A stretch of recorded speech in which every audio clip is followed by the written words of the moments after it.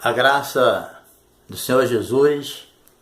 Amados, estamos aqui mais uma vez para trazermos uma lição abençoada da Escola Bíblica Dominical. Hoje nós vamos falar sobre a Arca da Aliança, a lição de número 9, que nós vamos estudar hoje da nossa Escola Bíblica Dominical. O título é, da lição 9, a Arca da Aliança. Nosso texto áureo está aqui em Êxodo 26, 33, e a verdade prática ela está aqui dizendo, por meio de Cristo Jesus, podemos nos encontrar com o Deus Santo e Misericordioso. O nosso objetivo geral é refletir a respeito da Arca da Aliança do Tabernáculo. Então nós cremos que hoje nós vamos ter uma lição muito interessante, né? Estamos aí indo para o final e com certeza Deus tem uma palavra para você, tá? E se você ainda não se inscreveu em nosso canal, eu te convido você a fazer a sua inscrição no nosso canal, dar o seu like e nos ajudar aí a divulgar a palavra de Deus. Bem, nessa lição de domingo nós vamos estudar a respeito da Arca da Aliança. Essa arca era uma peça que ficava no compartimento mais reservado do tabernáculo, que era o lugar santíssimo, né? Lição que nós estudamos semana passada. Essa arca, ela tinha uma representatividade muito grande diante do povo de Deus, né? Porque essa arca, ela representava o trono de Deus e a sua presença no meio do povo de Israel. Então vocês vejam a importância da arca. E ela também era, às vezes, mal interpretada pelos povos israelitas, que nós vamos ver mais adiante, né? Não era essa a intenção de Deus. Então, a arca, sendo representativa do trono de Deus, o sumo sacerdote ali, ele podia somente uma vez no ano, se colocar aí diante dela para aspergir o sangue e fazer o trabalho que ele tinha que fazer uma vez por ano na sua condição de sumo sacerdote, tá? Então nós vamos estudar isso e eu espero que você aproveite bem essa lição, tá bom? E você, professor, com certeza, com o tempo que você vai ter, pode dar uma boa aula aí para os alunos. Nós aqui só vamos fazer um pequeno resumo, né? Bem, aqui a descrição da Arca da Aliança. Os nomes da arca, a designação hebraica da arca significa cofre, casa de madeira, baú, né?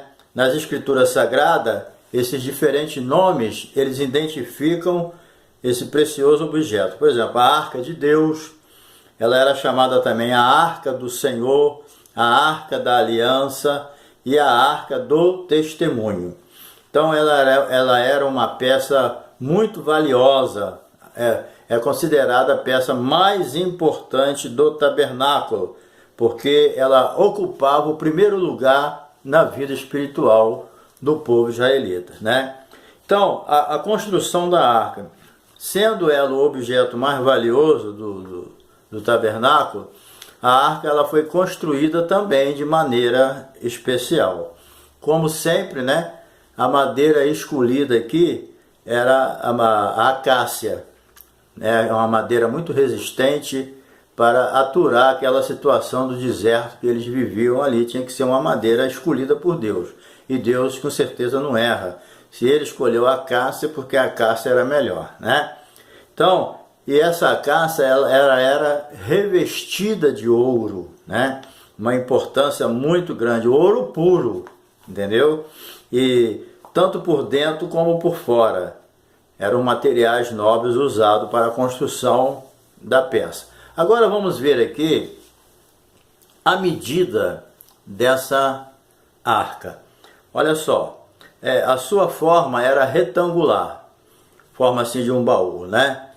As suas medidas eram de 2,5 côvados de comprimento, 1,5 côvado de largura e 1,5 côvado de largura e, 2 côvados de comprimento e 1,5 de largura. Então vamos aqui. A sua forma retangular era retangular, certo? E suas medidas eram de 2 côvados e meio de comprimento, certo? E 1,5 de largura e 1,5 de altura, que significa o quê? 1,25 m de comprimento e 75 metros de largura e de altura. Então a largura dela e o comprimento era de 75 centímetros, trazendo para a medida de hoje, certo? E 1,25 m de comprimento. Ela era comprida, né? Com a largura de 75 e a altura também, tá certo? Bem, então, como a madeira de acácia não ficava exposta, né? O que se podia ver era o dourado da arca. A imagem faz uma perfeita tipologia das duas naturezas de Jesus Cristo, né? Então, a arca, ela era revestida com a madeira de acácia, e a acácia era revestida de ouro puro. Isso aí simboliza as duas naturezas de Jesus. Muita gente acha que a acácia ela não poderia representar a natureza humana de Jesus, que era perfeita, porque a acácia não era considerada pelos homens, né, uma madeira nobre. Tinha o cedro e outras madeiras bem mais consideradas pelos homens como mais nobre. Mas nós observamos, né, que as pessoas também olhavam para Jesus e não viam nele beleza nenhuma. Embora a natureza de Jesus fosse perfeita, a natureza de Jesus não era analisada, né, pela beleza externa, mas sim pela beleza interna, entendeu? Então a forma às vezes de Deus ver as coisas é bem diferente da visão humana, né? Que às vezes nós não entendemos por que Deus faz determinadas escolhas, mas que nós entendemos que o ouro simboliza a natureza divina de Jesus e a madeira, a acácia, escolhida pelo próprio Deus, simbolizava a natureza humana de Jesus. Disso aí nós não temos dúvida, tá? Então, essas duas situações aqui mostram o simbolismo forte das duas naturezas de Jesus. Jesus tinha duas naturezas, a divina e a humana, mas uma só personalidade. Não existia dois Jesus, né? Então, Jesus era uma pessoa só, com duas naturezas, a humana e a divina. É aquilo que os teólogos chamam, né, de uma natureza hipostática. É a natureza humana e divina, certo? A Bíblia diz que em Jesus habita corporalmente toda a plenitude da divindade. Então, Jesus não é um Deus com D minúsculo, nem meio Deus, como ensina algumas seitas. Jesus era um Deus completo, igual o Pai, igual o Espírito Santo, certo? Então, a Bíblia fala que nele habitava corporalmente toda a divindade, a plenitude da divindade, e também ele era o Emanuel, lá em Mateus 1,23, que significa o quê? Deus conosco. Então, sem dúvida alguma, esse é um grande mistério da piedade. Ninguém entende como é que pode isso, mas isso é um mistério de Deus, né? O que nós temos é que aceitar. Aquilo que a gente não entende, a gente aceita pela fé. Eu posso não entender essa união hipostática da natureza humana e divina de Jesus. Eu posso não entender, mas eu aceito pela fé, porque a Bíblia diz que o justo viverá da fé. Então, a Bíblia também diz que as coisas reveladas é para Deus e as que são reveladas é para nós, né? Então, aquilo que nós entendemos, nós aceitamos, e aquilo que nós não entendemos, nós aceitamos pela fé, né?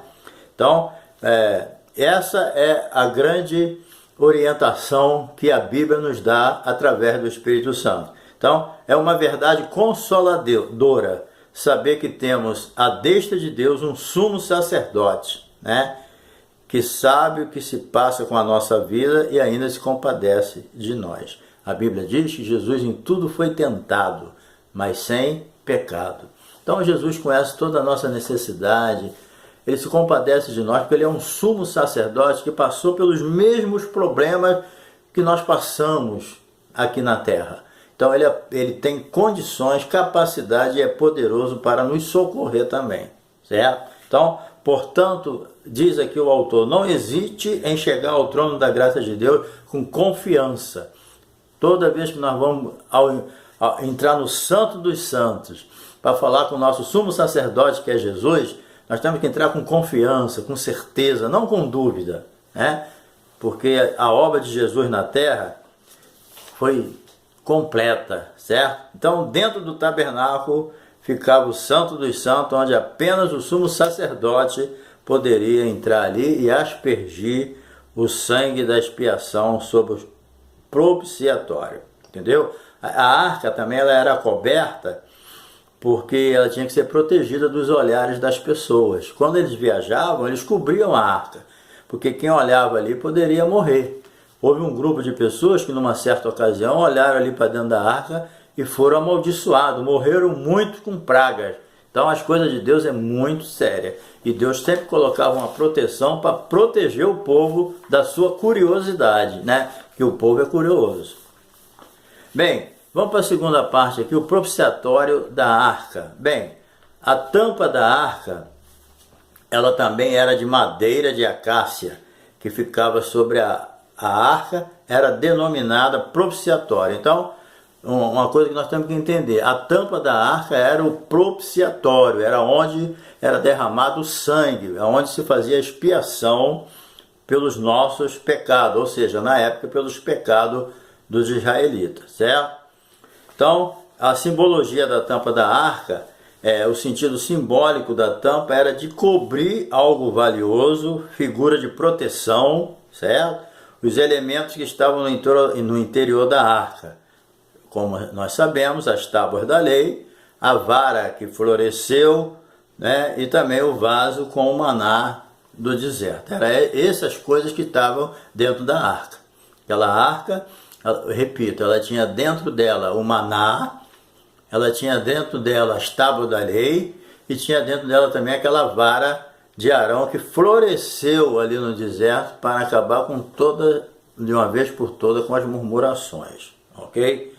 Então, isso aí é muito importante a gente entender. Também é preciso ressaltar que a palavra grega usada para propiciação em Hebreus, né, ela tem o significado de trono de misericórdia. Então, logo, o propiciatório da arca remonta a um valor misericordioso do sangue da expiação oferecido. Porque nós somos justificados pela sua graça, pela redenção que há em Cristo Jesus, que propôs para propiciação pela fé no seu sangue para demonstrar a sua justiça pela remissão dos pecados dantes cometidos sob a paciência de Deus. Então, aquele propiciatório ali, ele é entendido, né, como um trono de misericórdia. E porque ali também é desviada a ira de Deus. Toda a ira de Deus sobre o pecado, ela é desviada ali, sobre aquele propiciatório. Então, o propiciatório ele pode ser considerado um trono de misericórdia, porque é ali que nós recebemos o nosso perdão, mas também é ali que a ira de Deus é desviada para a pessoa de Jesus. Lá na cruz do Calvário, né, toda a ira sobre o pecado foi desviada sobre Jesus. Jesus era o nosso substituto. Nós não podemos perder isso de vista. Jesus era o nosso substituto. Quem tinha que morrer era nós, mas quem estava morrendo ali era Jesus. Então, a morte de Jesus em nosso lugar foi um ato de misericórdia de Deus. Mas, ao mesmo tempo, sobre Jesus foi derramada toda a ira do pecado sobre ele. Então, não foi fácil para Jesus aqueles momentos ali na cruz, porque ele tinha consciência que toda a carga do pecado estava sendo derramada sobre ele, certo? Mas também o lado misericordioso de Deus. Enquanto toda a carga do pecado estava sobre ele, nós também estávamos sendo perdoados. Então, como nós vimos na lição passada, não é uma questão de perdão universal. O perdão é para todos, mas para aquele que se arrepende dos seus pecados. Porque se a pessoa não se arrepende dos seus pecados, aquele sacrifício de Jesus ali não tem valor nenhum para ele, né? Arrependei-vos e convertei-vos para que sejam cancelados os vossos pecados. Sem arrependimento, sem conversão, o sacrifício de Jesus não tem validade para a nossa vida, né? Então, vamos ver aqui a simbologia dos querubins.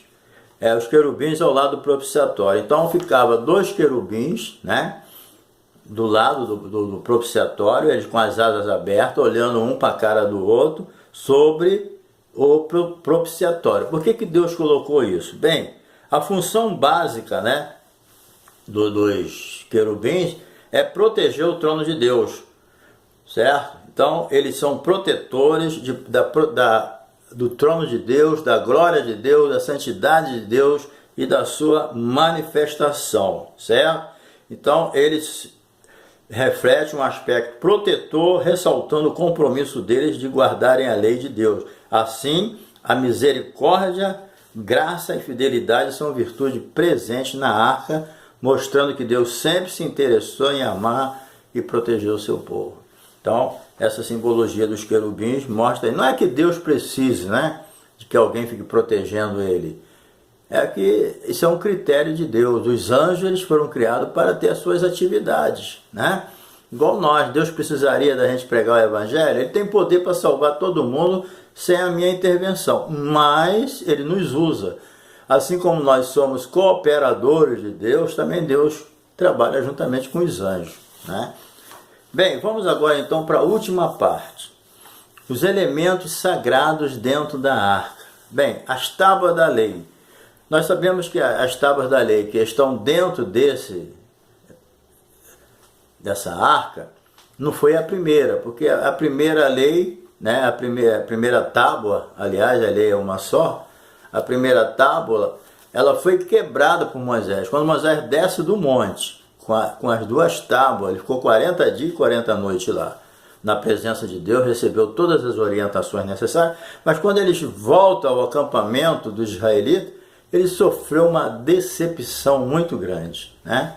Estava todo mundo adorando a outro Moloque, adorando outros deuses lá, e Arão também no meio daquela confusão. Moisés se sentiu tão revoltado com aquilo, com a ingratidão do povo, depois de Deus ter feito tudo, tirado eles do Egito, fazer o milagre ali de abrir o Mar Vermelho, maná do céu, né? Aquela proteção da nuvem e o calor, o fogo à noite.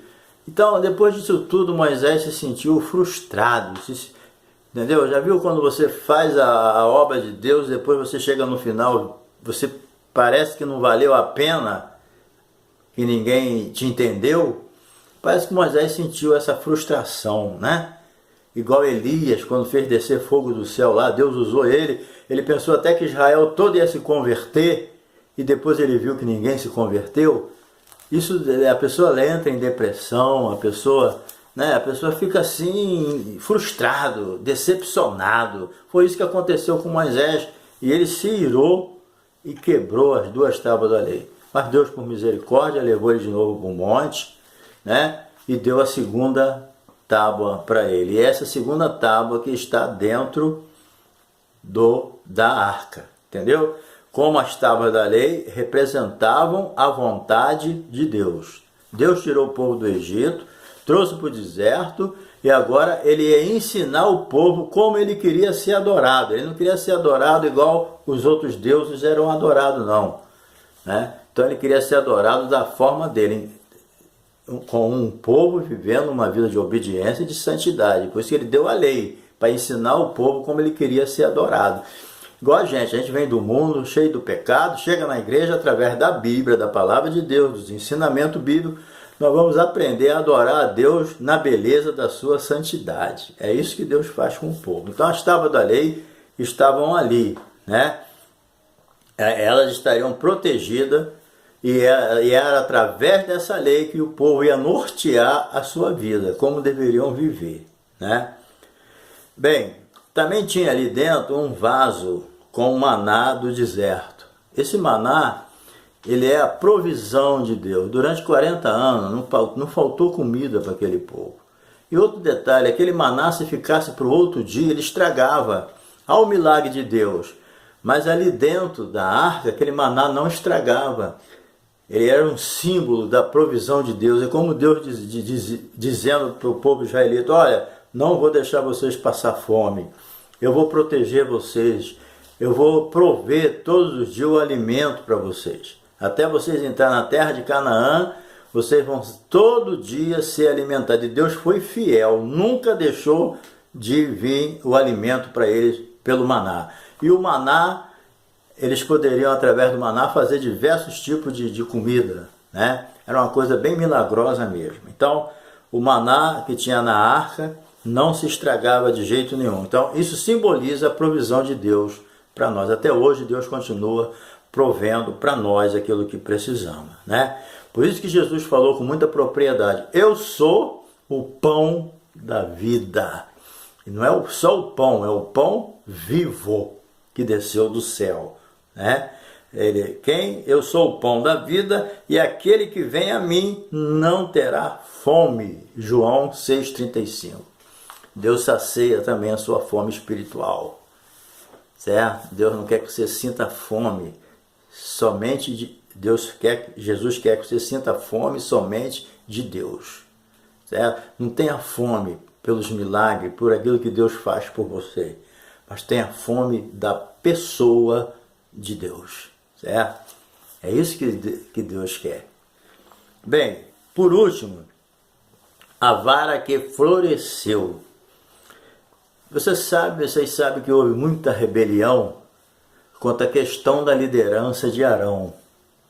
Muitos cabeças das tribos, os grandes, né, que estavam no deserto, eles não aceitavam a liderança de Arão. Não sei porquê. Inveja, ciúme, eles achavam que Arão, por ser irmão de Moisés, Arão era colocado ali por causa disso, por causa do parentesco. Eles não aceitavam que Arão fosse chamado por Deus para ser o sumo sacerdote, que era uma posição muito honrosa, né? Então eles criaram muitas rebeliões, muitas confusões, morreu muita gente por causa disso, por não aceitar a liderança de uma determinada pessoa. Então o que Deus fez? Deus mandou que cada tribo trouxesse, né, uma vara seca e colocasse diante de Moisés, escrito o nome de cada tribo nas varas. Nas tribos de Levi foi colocado o nome de Arão. E a vara que florescesse, essa seria aquela que Deus confirmaria como sumo sacerdote. Então, no outro dia, pela manhã, né, diferentemente das outras varas, a de Arão havia florescido, né, deu amêndoas, deu fruto, né? Foi um milagre muito grande. O povo ficou assustado com aquilo. Mas ali estava acontecendo o quê? Estava acontecendo a confirmação da pessoa de Arão como sumo sacerdote. Então Deus estava mostrando ali que quem escolheu Arão para ser sumo sacerdote não foi Moisés, foi Deus. Deus está dizendo, ó, tá vendo? Eu que escolhi Arão, não foi Moisés não.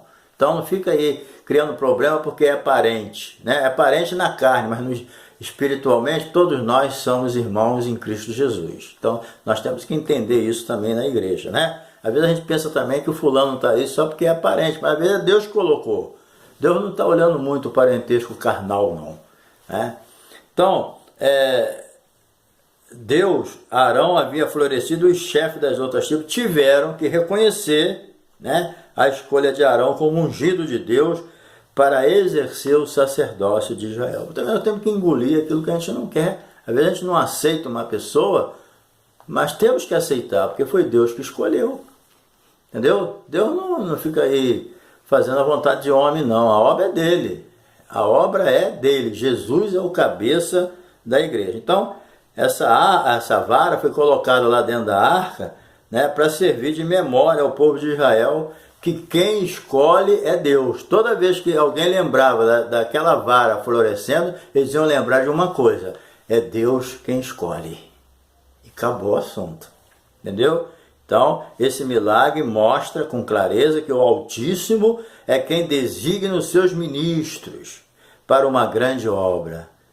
Ele é o dono de tudo, age segundo o seu maravilhoso propósito. Ok? Então, chegamos ao final. Que Deus te abençoe, né?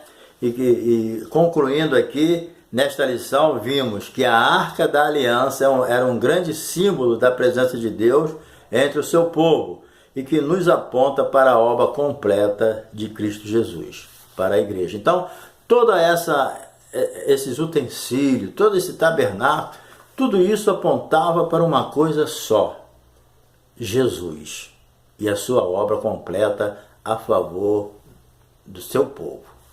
ok? Então, nesses últimos dias, o Senhor nos deixou o Consolador, não precisamos mais carregar a arca para desfrutar da presença de Deus, pois o Espírito Santo habita em nós. Entendeu? Então, a arca simbolizava a presença de Deus, mas os israelitas muitas vezes confundiam, né? Ali eles tinham a arca como um amuleto. Por quê?